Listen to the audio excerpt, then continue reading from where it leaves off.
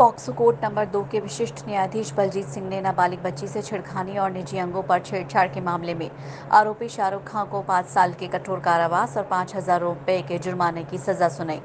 अलवर जिले के खैरतल थाना क्षेत्र के अंतर्गत 2018 में स्कूल से अपने 2 छोटे भाइयों के साथ लौट रही एक नाबालिग बच्ची को आरोपी शाहरुख जबरदस्ती खेत में ले गया और उससे अश्लील हरकत करते हुए छेड़खानी की। नाबालिग के विरोध के बाद आरोपी मौके से फरार हो गया। पीड़िता इस बारे में परिजनों को बताया तो खैरतल थाने में मामला दर्ज कराया गया, जिसके बाद पुलिस ने आरोपी शाहरुख को गिरफ्तार कर कोर्ट में चालान पेश किया है। ये थाना खैरतल का मामला था। पीड़िता के परिजनों ने एक रिपोर्ट दर्ज कराई थी कि उसके बच्चे तीनों स्कूल में खेलने जाते थे, वो पढ़ने जाते थे।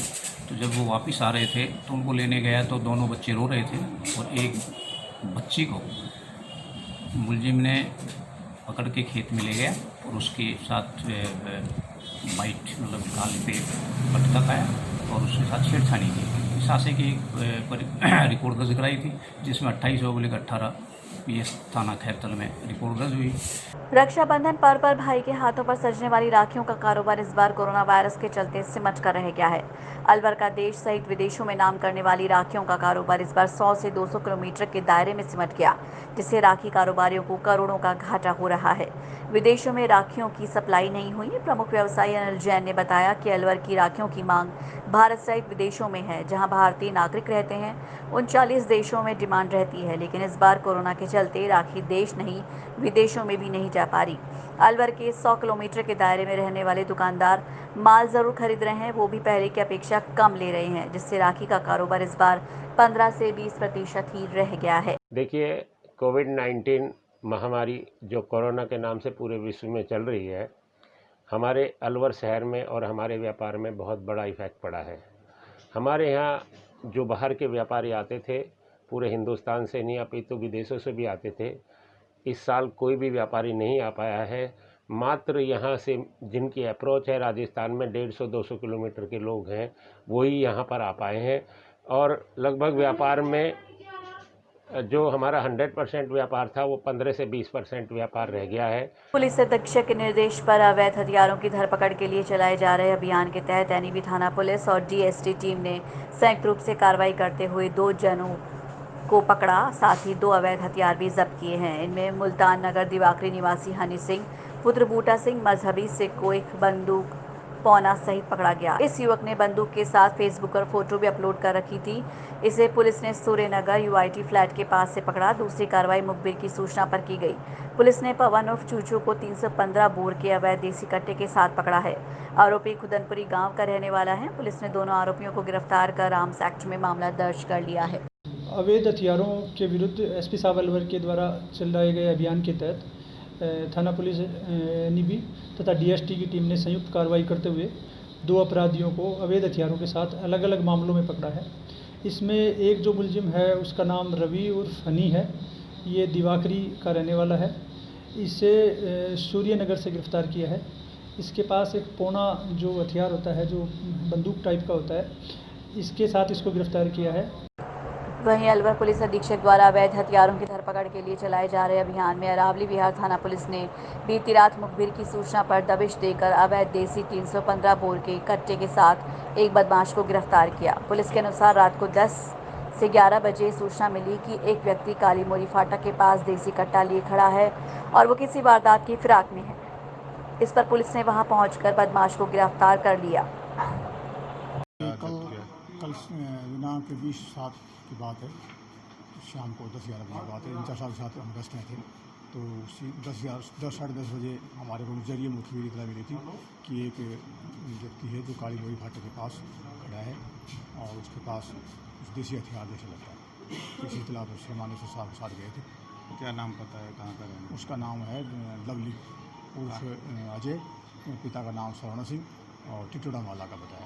जयपुर रेंज IGS सेंगथिर मंगलवार सुबह अलवर पहुंचे। उन्होंने मीडिया से बातचीत करते हुए बताया कि वो डिपार्टमेंटल पदोन्नति समिति के चेयरमैन हैं और इसी सिलसिले में उनका अलवर आना हुआ है। उन्होंने बताया कि PTS में पदोन्नति की प्रक्रिया चल रही है और इसी में भाग लेने वो आए हैं। इसके अलावा उन्होंने जिले की आपराधिक घटनाओं पर भी चर्चा की और इस बारे में हुई प्रगति की जानकारी ली। इसके लिए उन्होंने एक बैठक भी रखी। बैठक में कोविड-19 की रोकथाम के संबंध में पुलिस की ओर से किए जा रहे प्रयासों के बारे में पूछे जाने पर आईजी ने कहा कि सरकार, प्रशासन और चिकित्सा विभाग बार बार अपील कर रहा है, लेकिन लोग कोरोना को गंभीरता से नहीं ले रहे। पीटीएस अलवर में एक प्रमोशन टेस्ट चल रहा है, प्रमोशन बैच प्रशिक्षण वाला प्रमोशन साथ साथ होता है। उसकी एक टेस्ट में भाग लेना आया था।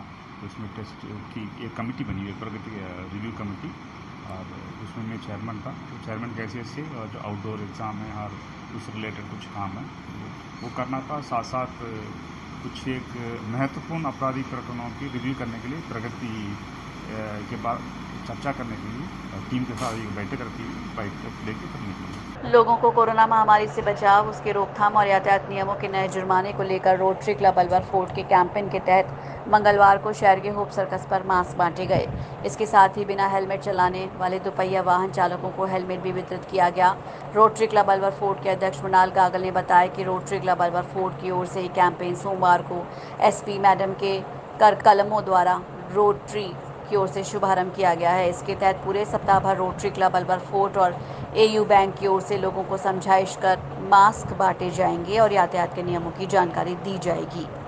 आज रोटरी क्लब अलवर फोर्ट की तरफ से आज यहाँ पे हमारे होप सर्कस चौराहे पे मास्क का वितरण किया जा रहा है और पैम्पलेट बांटे जा रहे हैं, जिसके अंदर कोरोना महामारी से कैसे बचें इसके लिए हम एक छोटा सा सुझाव दिया गया लोगों को। और साथ ही साथ जो ट्रैफिक नियमों में कानून में बदलाव हुए हैं उसका यहाँ पे है ना अपने को सुझाव दिया गया लोगों को। मैं रोटरी क्लब अलवर फोर्ट से सचिव मधुर अग्रवाल। जैसा कि आप सभी लोगों को विदित है कि रोटरी क्लब अलवर फोर्ट के द्वारा एक वीक का रोड सेफ्टी वीक का आयोजन किया जा रहा है, जिसके अंतर्गत अलग अलग माध्यमों से हमने कोरोना महामारी के बारे में भी और ट्रैफिक रूल्स जो चेंज हुए हैं उन चालानों के प्रति भी लोगों के साथ पहुंचाने का प्रयास किया है, जिससे लोगों को ये अवगत कराया जा सके कि पहले चालान की राशि कम थी, अब चालान की राशि ज़्यादा होने के साथ साथ अपनी ज़िंदगी का भी बचाव करना है, ट्रैफिक नियमों का भी पालन करना है और कोरोना महामारी के साथ भी कैसे लड़ना है इसका भी पालन करना है। भारतीय किसान संघ के प्रांतव्यापी आह्वान पर 21 सूत्रीय मांग पत्र को लेकर मंगलवार को जिला मुख्यालय पहुंचे भारतीय किसान संघ के पदाधिकारियों ने अतिरिक्त जिला कलेक्टर राकेश गुप्ता को मुख्यमंत्री के नाम ज्ञापन सौंपा। किसान संघ के प्रवक्ता पुष्कर वर्मा ने बताया कि सरकार किसानों की परेशानियों को अनदेखा कर रही है। किसान आज सबसे ज़्यादा परेशान है। कोरोना महामारी के चलते किसानों को किसी भी तरह का लाभ नहीं दिया जा रहा। इसके साथ साथ बढ़ी हुई विद्युत दरों और फर्जी VCR के जरिए किसानों पर वज्रपात किया जा रहा है। किसान पर सरकार ध्यान दे, नहीं तो जल्द ही पूरे प्रदेश भर में आंदोलन किया जाएगा। सरकार किसानों को अपनी पूरी महत्ता दर्शाते हुए जो आई है सरकार, वह सरकार अपने उन सभी ही कामों से न कर रही है और उन सभी कामों को पूर्ण रूप से किसानों को नहीं दे रही है। इसीलिए किसान एकजुट होकर इस ज्ञापन के साथ में आगे धरना प्रदर्शन करेंगे। सरकार ने जो अपने वादे किए थे कर्ज माफी के, बिल माफी के और जो विद्युत के 833 रुपये हर महीने के आ रहे थे उनको पूरा लागू किया जाए। इसी आधार पर सरकार किसानों के बलबूते पर आई है। किसानों का ये आंदोलन धरना प्रदर्शन और ज्ञापन के रूप में प्रथम चरण के रूप में चल रहा है और कैसे आश्चर्य की बात है कि किसानों की समस्याओं के लिए सैकड़ों ज्ञापन इन 2 सालों में हम दे चुके, लेकिन सरकार का उपेक्षात्मक जो रवैया रहा उससे किसान बड़े दुखी हैं। न तो संपूर्ण कर्ज माफी हो पाई, न ही किसानों को समर्थन मूल्य पर उनकी खरीद हो पाई और न ही किसी प्रकार की जो सुविधाएं केंद्र के द्वारा प्रदत्त हैं वो सुविधाएं मिल पाई। इस समय विद्युत बिलों पर अतिरिक्त राशि जुड़कर आने में उपभोक्ताओं में विभाग के प्रति संशय बना हुआ है। ऐसे में बड़ी संख्या में उपभोक्ता में विद्युत विभाग पहुंच रहे हैं। ऐसे में विद्युत विभाग के सहायक अभियंता अकबर सिंह ने बताया कि पिछले 3 महीने से स्थगित बिल पर किसी भी तरह की पेनल्टी नहीं वसूली जा रही और उपभोक्ताओं को किसी भी तरह की परेशानी ना हो, इस बात का विशेष ध्यान रखा जा रहा है। देखो, जो भी अपने डोमेस्टिक और एग्रीकल्चर कनेक्शन को छोड़ के जिन बिलों में राज्य सरकार के द्वारा जो निर्देश दिए गए थे, उस निगम ने जो उसमें डेफर्ड अमाउंट किया था, जिसको स्थगित किया था, वो स्थायी शुल्क का सभी का जो पैसा उसको डेफर्ड में डाला गया था, जिसमें अप्रैल, मई, जून, लेकिन जुलाई में जो है उसकी एक किस्त अभी चार्ज की जा रही है और नेक्स्ट एक किस्त है जो अगस्त माह में बिल में जुड़ करके पैसा उसका वसूला जाएगा। परंतु जो डेफर्ड का अमाउंट था उस पर किसी प्रकार की कोई भी ना तो इंटरेस्ट ब्याज या पेनल्टी कोई भी किसी प्रकार की वसूली नहीं जाएगी।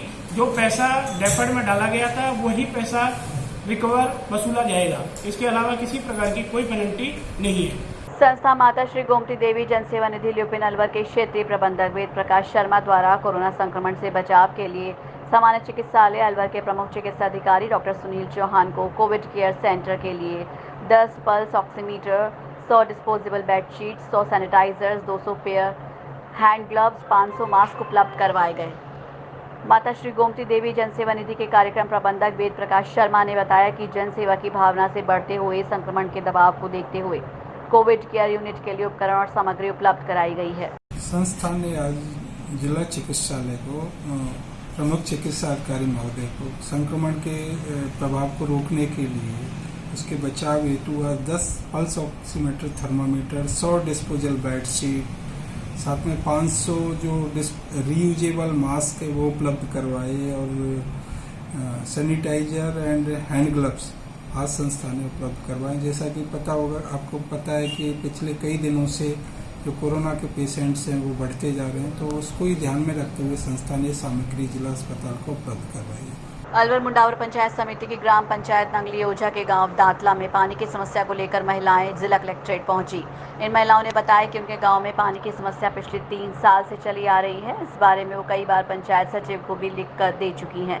इसके बाद में पंचायत समिति के बीडीओ से भी मिली और उनसे भी लिखित में समस्या से अवगत कराया, लेकिन समस्या का कोई निराकरण नहीं हुआ। अब कुछ नहीं कर पाए। जब बीडीओ से मिली तो उन्होंने पंचायत सचिव को आदेश भी दिए कि पानी की समस्या जल्द दूर की जाए, लेकिन उसके बावजूद आज तक कुछ भी नहीं हो पाया। गांव की महिलाएं पानी के लिए बहुत परेशान हैं और नज़दीक के गांव में पानी लेने जाती हैं। इस बारे में महिलाएं ज्ञापन देकर आज जिला कलेक्ट्रेट पहुंची ताकि कलेक्टर को अपनी समस्या से अवगत कराया जा सके। जी, पानी की समस्या हमारे गांव दातला में जी। उसके लिए हम एप्लीकेशन लिख के कलेक्टर के साहब के पास लेकर आए। कितने दिन से समस्या है? काफ़ी 3-4 साल हो गए समस्या को, तो लेकिन कोई कार्रवाई करता नहीं है। सेक्रेटरी के पास दिया था लिखित में, वो कहते हैं कि करवाते हैं। पंच सरपंच से बोलते हैं कि हो जाएगा। फिर उसके बाद में हम बीडीओ ऑफिस भी गए थे, बीडीओ साहब के पास। उन्होंने सेक्रेटरी को डांटा भी था और उनको बोला भी था कि आप वहाँ पानी करवाओ, भाई पानी की ज़्यादा समस्या है, ये शिकायत क्यों आई हमारे पास, लेकिन फिर भी सेक्रेटरी साहब कोई कार्रवाई नहीं कर रहे हैं। कोरोना वायरस के बढ़ते संक्रमण को देखते हुए अग्रसेन चौराहे के पास फल सब्जी मंडी मंगलवार को पूरी तरह से बंद रही। मंडी के अध्यक्ष पप्पू सैनी ने बताया कि कोरोना महामारी संक्रमण को लेकर राज्य सरकार, जिला प्रशासन और स्वास्थ्य विभाग भी काफ़ी अलर्ट है, चिंतित है, लेकिन फिर भी आम जन में कोरोना महामारी को लेकर काफ़ी डर है। कोरोना महामारी को देखते हुए जिलाधीश ने निर्णय पारित किया कि मंगलवार को फल सब्जी मंडी का अवकाश रखा जाए। फल सब्जी मंडी में रोजाना काफ़ी संख्या में लोग आते हैं, इसलिए इस चेन को तोड़ने के लिए मंडी में फल सब्जी मंडी यूनियन की ओर से अवकाश का निर्णय लिया गया। इस वैश्विक महामारी कोरोना में सरकार ने जिस तरह के कदम उठाए, वो कदम बहुत तेजी से सरकार ने ये फैलते उठाए, लेकिन आज के जो वातावरण जितना ज़्यादा कोरोना के मरीज आए हैं उतना ही सरकार का भी इसकी तरफ ध्यान कम हुआ है। लेकिन आम जन के में इस कोरोना की वजह से डर है और इस कोरोना ना फैले, इसको ध्यान में रखते हुए जिलाधीश महोदय ने एक अपना निर्णय पारित किया कि भाई मंगलवार और सोमवार को मंडी बंद रहेगी। उसी को ध्यान में रखते हुए हमने, वैसे तो हम आवश्यक सेवा में आते हैं, लेकिन यहाँ बहुत संख्या में लोग आते हैं, कैसे इस पे हम भी इस चैन को तोड़े, इस पर हमने पूरी मंडी ने विचार किया और हमने मंगलवार को मंडी बंद करना तय कर दिया। उसके बाद तुरंत एक आदेश जारी हुआ कि मंगलवार और सोमवार की जगह अब मंडी जो है इतवार और शनिवार को बंद रहेगी। तो हमने भी ये तय किया कि भाई एक दिन हमने घोषणा कर दिया, बाहर के लोगों को पता लग गया है, समाचार टीवी पर चल गई है, तो इस बार तो हम मंगलवार को मंडी हमने बंद रखी है। आगामी हम प्रयास करेंगे कि एक बार वापसी बैठ के हम किस तारीख से मंडी बंद रखेंगे। अनलॉक 2 में हालांकि सरकार द्वारा काफ़ी छूट दी गई है, लेकिन हम सभी को सतर्क रहना है, इसलिए बेवजह ही घरों से बाहर ना निकलें और जब भी घर से बाहर जाएं तो मास्क ज़रूर लगाएं। साथ ही 2 गज की दूरी का ख्याल रखें और बार बार हाथों को सैनिटाइज करते रहें। तो आज के लिए व्यूज़ में बस इतना ही। नमस्कार।